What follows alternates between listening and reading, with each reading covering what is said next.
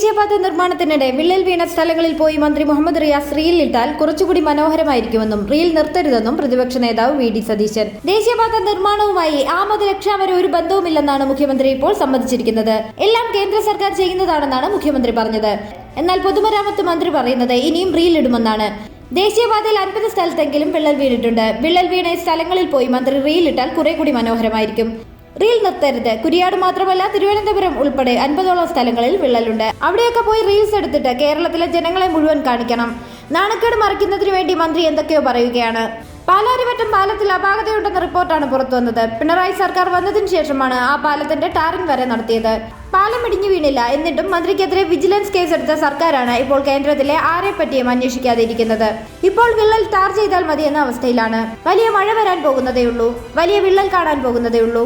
ആദ്യം ഉമ്മൻചാണ്ടി കൊണ്ടുവന്ന വിഴിഞ്ഞം തുറമുഖത്തിന്റെ ക്രെഡിറ്റ് ഏറ്റെടുക്കാൻ നോക്കി. അത് കേരളത്തിലെ ജനങ്ങൾക്ക് മനസ്സിലായി. വിഴിഞ്ഞത്തിന്റെ പൂർണ്ണമായ ക്രെഡിറ്റ് ഉമ്മൻചാണ്ടി സർക്കാരിനാണ്. രണ്ടാമതായി കേന്ദ്ര സർക്കാർ നടപ്പാക്കുന്ന ഒരു പദ്ധതിയുടെ ക്രെഡിറ്റ് പൂർണ്ണമായും ഏറ്റെടുക്കാൻ നോക്കി. 4ാം വാർഷികത്തിൽ അതിന് വിള്ളൽ വീണു. ഞങ്ങൾക്ക് വലിയ സന്തോഷമായി എന്നതാണ് മന്ത്രിയുടെ പരാതി. ഞങ്ങൾക്ക് സന്തോഷമില്ല. എംപിമാർ ഉൾപ്പെടെ ഞങ്ങളെല്ലാം റോഡ് നിർമ്മാണത്തിൽ അശാസ്ത്രീയതയുണ്ടെന്ന് എഴുതി കൊടുത്തിട്ടുണ്ട്. തിരഞ്ഞെടുപ്പിന് മുൻപ് പണി പൂർത്തിയാക്കി എട്ടുകാലിമ മുഞ്ഞി ചമയാൻ ശ്രമിച്ചതാണ് 4ാം വാർഷികത്തിൽ പൊളിഞ്ഞു താഴെ വീണത്. കേരളത്തെ പാരിസ്ഥിതികമായും സാമ്പത്തികമായും തകർക്കുന്ന റെയിലിന് മാത്രമാണ് ഞങ്ങൾ എതിര് നിന്നത്. ആ നിലപാടിൽ ജനങ്ങളും ഞങ്ങൾക്കൊപ്പം നിന്നു. കുട്ടികളൊക്കെ ഊരിയെറിഞ്ഞില്ലേ? അല്ലാതെ ഏത് കാര്യത്തിനാണ് ഞങ്ങൾ എതിര് നിന്നത്? 2019 പൂർത്തിയാക്കേണ്ട വിഴിഞ്ഞം 2025 പൂർത്തിയാക്കിയിട്ടും അതിന്റെ ക്രെഡിറ്റ് ഏറ്റെടുക്കുകയാണ്. ഏത് വികസന പദ്ധതിയിലാണ് ഈ സർക്കാരിന് അവകാശവാദം ഉന്നയിക്കാനുള്ളത്? ഗെയിൽ പൈപ്പ് ലൈൻ ഉമ്മൻചാണ്ടിയുടെ കാലത്ത് തുടങ്ങുമ്പോൾ ഭൂമിക്കടിയിൽ ഒളിപ്പിച്ചു വെച്ചിരിക്കുന്ന ബോംബാണെന്ന് പറഞ്ഞ് സമരം ചെയ്ത ഒരാൾ ഈ മന്ത്രിസഭയിലുണ്ട്. വീടുകളിൽ ഗ്യാസ് കൊടുത്തെന്നാണ് പറയുന്നത്. ആ പദ്ധതി 10 വർഷം മുൻപ് ഉമ്മൻചാണ്ടിയുടെ കാലത്ത് കളമശ്ശേരിയിൽ ഉദ്ഘാടനം ചെയ്തതാണ്.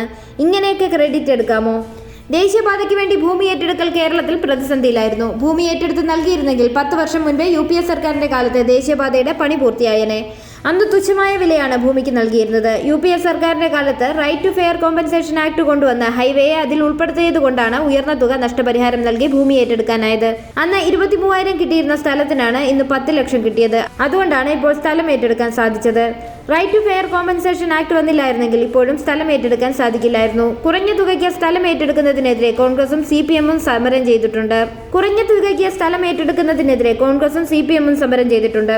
DPR-ൽ മാറ്റം വരുത്തിയെന്ന് കേന്ദ്രമന്ത്രി സുരേഷ് ഗോപി പറഞ്ഞത് ഉത്തരവാദിത്തോടെ ആയിരിക്കുമെന്ന് കരുതുന്നു. അതേക്കുറിച്ചും അന്വേഷിക്കണം. DPR-ൽ മാറ്റം വരുത്താൻ ആരാണ് ഇടപെട്ടതെന്നും കണ്ടെത്തണം. ഒരാളും ശ്രദ്ധിച്ചില്ല എന്നതാണ് പ്രശ്നം. സംസ്ഥാന സർക്കാരിന് ദേശീയപാത അതോറിറ്റിയുമായി ഒരു പ്രകോപനവും ഉണ്ടായിരുന്നില്ല. റീൽ എടുക്കൽ മാത്രമേ ഉണ്ടായിരുന്നുള്ളൂ. മണ്ണ് പരിശോധന നടത്താതെയാണ് പില്ലറുകൾ സ്ഥാപിച്ചത്.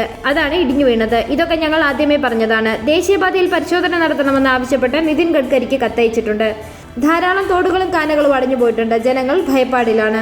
രാജ്ഭവനെ രാഷ്ട്രീയ പ്രചരണത്തിന്റെ വേദിയാക്കാൻ പാടില്ലെന്ന നിലപാടിലാണ് പ്രതിപക്ഷം. ഇക്കാര്യത്തിൽ സംസ്ഥാന സർക്കാർ പ്രതികരിക്കുമെന്നാണ് കരുതിയത്. മുഖ്യമന്ത്രി നേരിട്ട് ഗവർണറെ പ്രതിഷേധം അറിയിക്കണമെന്ന് ആവശ്യപ്പെട്ടതാണ്. എന്നിട്ടും ഇതുവരെ അത് ചെയ്തിട്ടില്ല. ഇപ്പോഴും അവരെല്ലാം ഒരേ തോണിയിൽ യാത്ര ചെയ്യുന്നവരാണ്. രാജ്ഭവനിൽ നിന്നുകൊണ്ടാണ് മുൻ പ്രധാനമന്ത്രിമാരെ RSS നേതാവ് അധിക്ഷേപിച്ചത്. ആ അനൗചിത്യം ബോധ്യപ്പെടുത്താനുള്ള ധൈര്യം ഈ സർക്കാരിനുണ്ടാകില്ലെന്നും വി.ഡി. സതീശൻ പറഞ്ഞു.